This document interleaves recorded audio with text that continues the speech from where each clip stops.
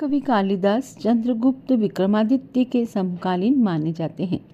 रघुवंश में कालिदास ने सुरसेन, जनपद, मथुरा, वृंदावन, गोवर्धन तथा यमुना का उल्लेख किया है। इंदुमती के स्वयंवर में विभिन्न प्रदेशों से आए हुए राजाओं के साथ उन्होंने शूरसेन राजा के अधिपति सुसेन का भी वर्णन किया है।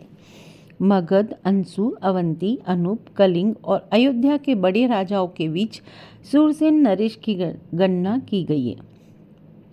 मथुरा और यमुना की चर्चा करते हुए कालिदास ने लिखा है, जब राजा सुसेन अपनी प्रेयसियों के साथ मथुरा में यमुना विहार करते थे, तब यमुना का जल कृष्णवन गंगा की उज्ज्वल लहरों सा प्रतीत होता था। शत्रुघ्न के पुत्रों सुरसेन और सुबाहु का क्रमशः मथुरा तथा विदिशा के अधिकारी होने का भी वर्णन रघुवंश में मिलता है। कालिदास ने अन्यंत्र शत्रुघ्न के द्वारा यमुना तट पर भव्य मथुरा नगरी के निर्माण का कथन किया है। कालिदास से वृंदावन और गोवर्धन का भी वर्णन किया है।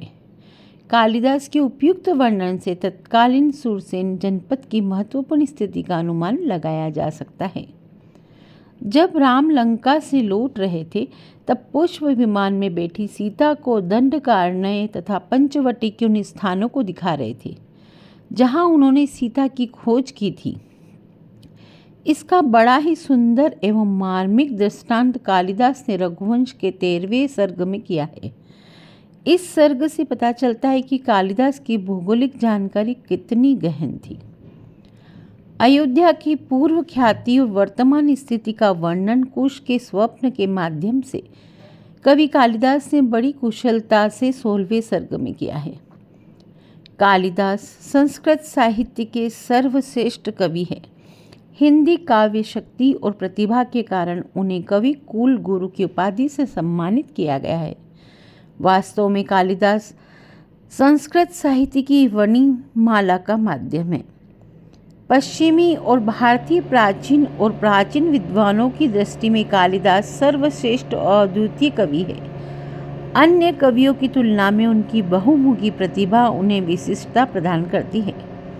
महाकाव्य, नाटक और गीत के सभी क्षेत्रों में उनकी रचनाएं और अद्वितीय है। तत्कालीन समाज का वास्तविक रूप और सांस्कृतिक चेतना की झांकी उनके कार्यों में पाई जाती है। कालिदास को दुनिया के महान काव्य साहित्यकारों में गिना जाता है, क्योंकि केवल एक महान कवि ही ऐसी प्रस्तुतियां दे सकता है।